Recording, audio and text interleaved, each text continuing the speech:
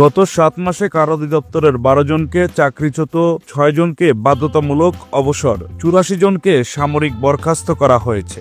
নানা অনিয়ম, অর্থ লেনদেন সহ অসৎ উপায় অবলম্বনের অভিযোগে এই ব্যবস্থা নেওয়া হয়েছে বলে জানিয়েছেন কারা মহাপরিদর্শক ব্রিগেডিয়ার জেনারেল সৈয়দ মোহাম্মদ মোতাহার হোসেন।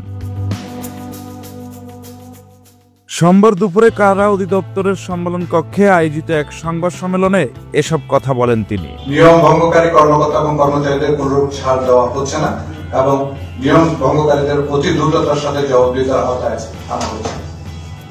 তারই ফলস্বরূপ গত 7 মাসে 12 জনকে চাকরিচ্যুতি, 6 জনকে বাধ্যতামূলক অবসর, 84 জনকে সাময়িক বরখাস্ত, 270 জনকে বিভিন্ন মেয়াদে শাস্তি প্রদান, বিভাগীয় মামলা রুজু করা হয়েছে 260 জনের বিরুদ্ধে, 29 জনকে তলফিয়ত তলব করা হয়েছে, 21 জনকে চূড়ান্ত সতর্ক করা হয়েছে, 39 জনকে তাৎক্ষণিক বদলি এবং 102 জনকে প্রশাসনিক কারণে ডিভিশনের বাইরে বদলি করা হয়েছে। কারা মহাপরিদর্শক বলেন, কারা অধিদপ্তরের নিয়ম ভঙ্গকারী কর্মকর্তা এবং কর্মচারীদের কোন রকম ছাড় দেওয়া হচ্ছে না এবং নিয়ম ভঙ্গকারীদের অতি দ্রুততার সঙ্গে জবাবদিহিতার আওতায় আনা হচ্ছে।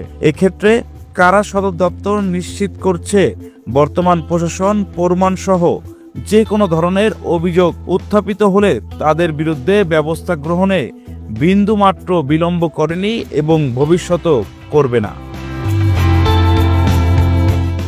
Bangladesh prisons and correction services act এর খসড়াও চূড়ান্ত করা হয়েছে। কারা গোয়েন্দা ইউনিটকে ঢেলে সাজানোর উদ্যোগ গ্রহণ করা হয়েছে। এছাড়াও কারা কল্যাণ সমিতির কার্যক্রম বৃদ্ধির মাধ্যমে কারা বিভাগের কর্মকর্তা কর্মচারীদের সহায়তায় কার্যক্রম বৃদ্ধির উদ্যোগও গ্রহণ করা হয়েছে বলে জানানো হয়। জাহাঙ্গীর আলম পলক, ভোরের পাতা, ঢাকা।